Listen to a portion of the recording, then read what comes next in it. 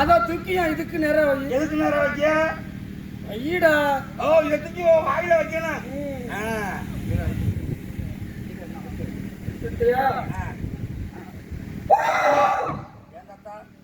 கூட்டத்துல சின்ன பிள்ளைகள பயந்துட போகுது. வேற ஒண்ணும் இல்லடா.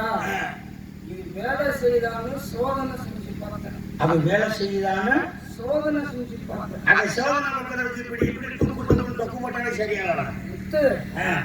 அது என்னன்னு தெரியல, ஏதுன்னு தெரியலடா. நேற்று கொஞ்ச நாளாவே ஒரு வியாதி இருக்கிறது போல தோன்றது. உனக்கு ஒரு வியாதியா 2 வியாதியா? நீ வாங்குற வட்டிக்கு உனக்கு உடம்பு பூரா வியாதியாக்கே வர. அது என்ன தெரியுமோ? வேற ஒண்ணும் இல்லடா. உட்காந்துருக்கா பாரு தூரத்துல பொம்னாட்டி. அவளை என்ன பாக்குறச்ச நேக்கு அப்படியே தெளிவா தெரியுறா. தூரத்துல இருந்து பாக்குறச்ச கிட்டத்துல இருந்து பாக்குறச்ச இந்த உட்காந்துருக்கான் போற ஆம்பளை இவன் நிறைய கண்ணுக்கு சுத்தமா தெரியவே மாட்டேங்கிறான்டா. உனக்கு தூரத்துல தான் தெரியுது, கிட்டத்துல ஒண்ணுமே தெரியாது.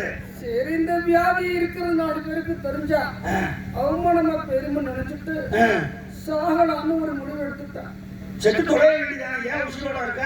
கேள்றா, சாகலான்னு ஒரு முடிவு எடுத்து கிணத்துல உண்டு சாவறதுக்காக ராத்திரி நேரத்துல விளக்க கொளுத்திக்கிட்டு கிணத்துல விழுவ போனேன்.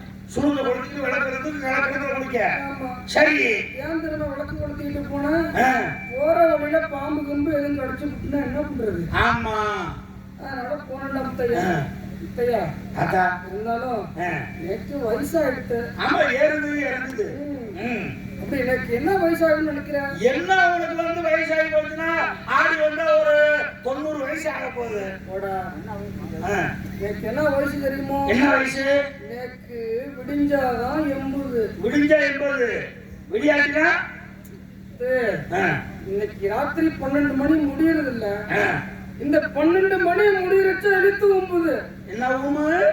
விடிஞ்சா 80. அயல் போட்டு காட்டணும். புரியுதா இல்லையா? விடிஞ்சா 80. விடிஞ்சா 80 வயசு ஆகுறதுன்னு விடியலன்னா கைத்த பிடிச்சி இழுத்துக்க 79 வயசுல. வேற ஒண்ணும் இல்லடா முத்தையா. அதாவது 7 தாரம் கட்டிட்டேன். இந்த முதல் தாரம் கட்டணும்ல. ஆமா, நல்லா இருந்துட்டு இருந்தா